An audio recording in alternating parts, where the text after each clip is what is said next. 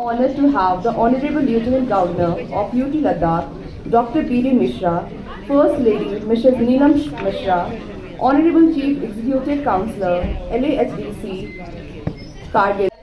विकसित भारत के निर्माण की संकल्पना के साथ युवाओं की आवाज उनके विचारों को जोड़ने, विकसित भारत के विजन में उनके रचनात्मक योगदान को सुनिश्चित करने के प्रयास स्वरूप नीति आयोग की ओर से इस कार्यक्रम का आयोजन किया गया है, जिसमें देश भर के विश्वविद्यालयों के वाइस चांसलर्स और शैक्षणिक संस्थानों के प्रमुख और फैकल्टी मेंबर्स भी इस कार्यक्रम में हमारे साथ जुड़े हुए हैं।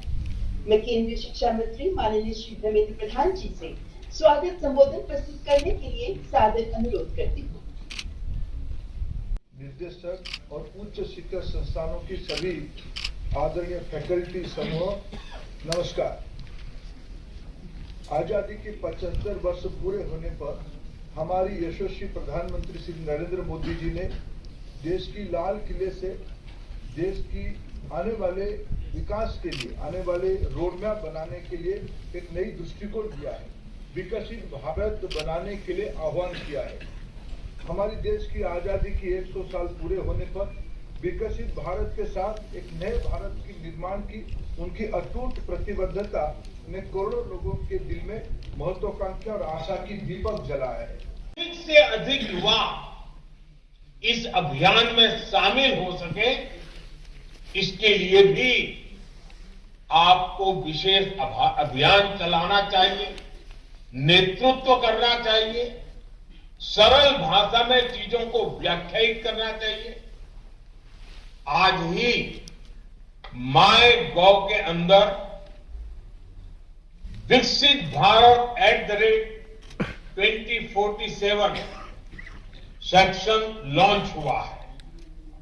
इसमें विकसित भारत के विजन के लिए आइडियाज का एक सेक्शन है, और क्योंकि आइडिया की शुरुआत ही आई से होती है, इसलिए इसमें ऐसे आइडिया चाहिए जिसमें वर्णन हो कि मैं स्वयं भी क्या कर सकता हूं।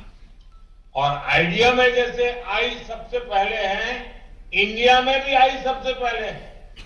यानी अगर हमें सफलता पानी है, लक्ष्यों की प्राप्ति करनी है, उचित परिणाम लाना है, तो स्वयं के आई से ही शुरू होता है।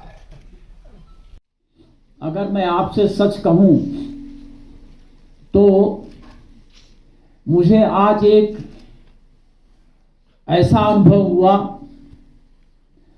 अपने प्राइम मिनिस्टर को सुन के कि हमारा थिंकिंग प्रोसेस है वो बिल्कुल चेंज हो गया। हमारे थिंकिंग प्रोसेस में एक नई दिशा आ गई। हमारे थिंकिंग प्रोसेस में एक ऊर्जा आ गई, जोश आ गया। क्या आप इमेजिन कर सकते हैं, और मैं तो नहीं इमेजिन कर सकता था, क्योंकि मैं प्रौढ़ और उम्र में देखा है। आज का जो पूरा ये माहौल अभी प्राइम मिनिस्टर साहब ने क्रिएट किया है, वो माहौल तब होगा जबकि बहुत से हम लोग नहीं रहेंगे लेकिन देश रहेगा, और वो है 2047। आज का ये चिंता, आज की ये बात कि हम 2047 में क्या हो, ये बहुत बड़ी बात है। आज से माहौल बनाना है और अपना प्रयास शुरू करना है। भारत होगा क्या? हम लोग सब विकसित भारत बोल रहे हैं, विकसित भारत बोल रहे हैं, तो यह होगा क्या? यह विकसित भारत वो होगा जबकि हमारे देश में सभी लोग पढ़े लिखे होंगे। हमारे देश में किसी चीज का इंपोर्ट नहीं करना पड़ेगा। हमारे देश में ऐसे शिक्षाविद होंगे जो कि यहां पर जो पढ़ाई कराएंगे, तो उस पढ़ाई की वजह से किसी हमारे ऐसे डॉक्टर होंगे, इतने एक्सपर्ट होंगे, हमारे यहाँ ऐसे अस्पताल होंगे कि हर मर्ज की दवा देंगे, किसी को बाहर नहीं दे। प्रोडक्ट्स होंगे जो कि जिस पर लिखा रहेगा यही लो, मेड इन फॉरेन का कोई मत लो क्योंकि यह सबसे अच्छा है।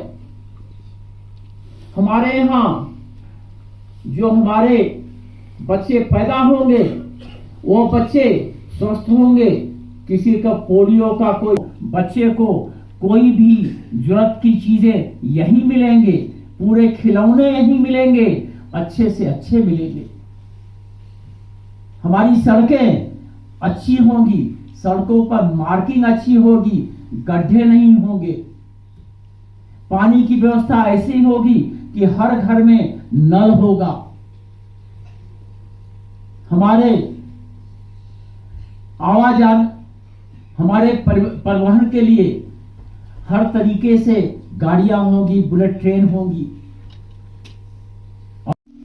डॉक्टर मोहम्मद जफर अखून जो हमारे कारगिल के काउंसिल के सीईसी हैं, श्री आगा सैयद मुस्तबा जो हमारे ईसी हैं, रविंदर कुमार जी आईएएस हमारे secretary, professor S K. Mehta vice chancellor Ladakh university, Shri Inayat Ali Chaudhary IPS SSP Kargil, Shri Mohammad Ali Majaz chairman Haj committee Ladakh, head of the departments, students, teachers, college university के फैकल्टी मेंबर, सबको हमारा सलाम और जुले।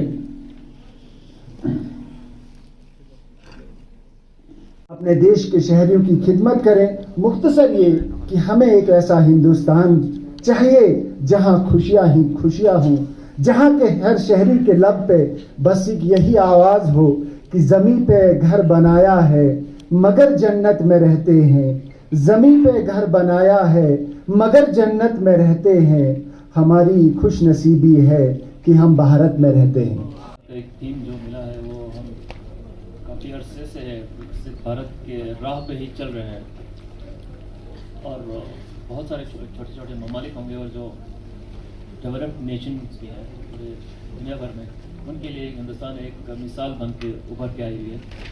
और इसी राह पे हम चलते हुए लद्दाख को भी एक ऐसे पैमाने पे, एक ऐसे प्लेटफॉर्म पे पहुंचाने की कोशिश की जा रही है जहां कि हम किसी से पीछे ना हों, बाकी यूटीज और स्टेट्स से भी बहुत सारे सेक्टर्स में हम आगे हों। अभी मैं अगर हायर एजुकेशन कोर्सेज में कोई 850 बच्चे इनरोल हो चुके हैं अगले तारीख है। मैं बहुत खुशी के साथ बोल सकता हूँ कि बहुत सारे स्टूडेंट्स ने अपना इंटरेस्ट इजहार किया हुआ है और इस राह पे चल रहे हैं, और बाकी स्टडीज़ भी साथ साथ चल रहे हैं।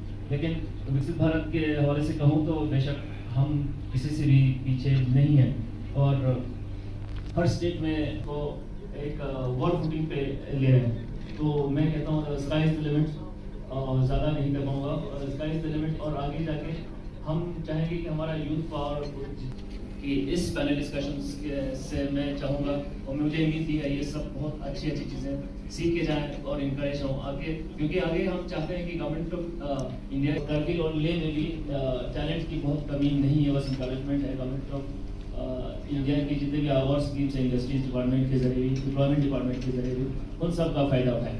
जी इफ्तिखार सर, अगर पॉपुलेशन को हम एक बहुत इम्पोर्टेंट फैक्टर कह सकते हैं, और अगर विकसित भारत की बात करें तो पॉपुलेशन एक बहुत एक इम्पोर्टेंट फैक्टर है।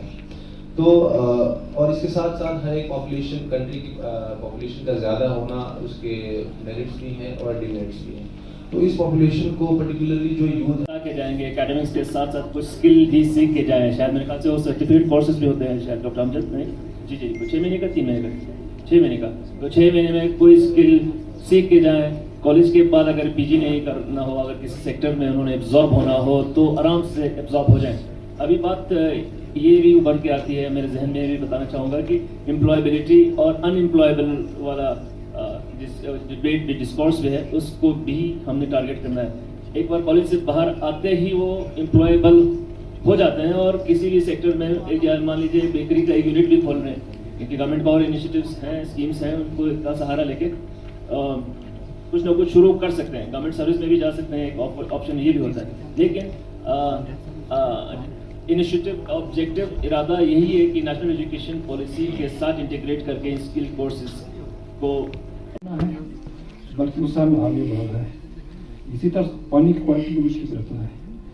इस कंडीशन में आजकल जो लेटेस्ट ट्रेंड चल रहा है कि इंटीग्रेटेड फार्मिंग या सारे कंपोनेंट आ जाता है। आपका फिश फार्मिंग करना है, गाय में पालना है, किसी को पालना है, तो ये सारी चीज़ें पालने के लिए एग्रीकल्चर में खासकर लद्दाख जैसी कंडीशन है, वो चाहे नेचुरल रिसोर्स हो, इन सबको यूटिलाइज करते हैं, चाहे वो प्रोडक्शन के लिए हो या बाकी चीज़ों के लिए हो। तो उस चीज़ को फिर एक तरह से हम कहें कि रिप्लेनिश करने के लिए या उसको दोबारा से या अपनी तरफ से ये कहूँगा कि यूटी की तरफ से जो भी मतलब सपोर्ट की रिक्वायरमेंट होगी वो हम प्रोवाइड करेंगे। जहाँ तक हायर एजुकेशन की बात है वो अपना प्रोसेस आज से स्टार्ट हो जाएगा आपको यूजी।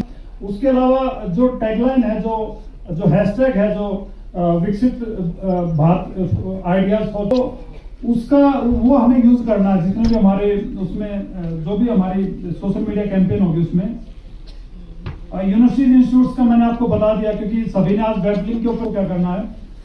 एक और चीज कहूंगा मैं इसमें कि जो आइडियाज फॉर विकसित भारत है ये बहुत बड़ा प्रोसेस रहेगा, और हो सकता है कि जैसे ऑनरेबल प्राइम मिनिस्टर ने कहा कि इसमें प्राइजेस भी मिलेंगे, जो अच्छे आइडियाज होंगे उसको नेशनल लेवल पे प्राइजेस भी मिलेंगे, तो वो भी एक बड़ी अमाउंट होगी, तो वो हम सब के लिए एक बड़ी बात है।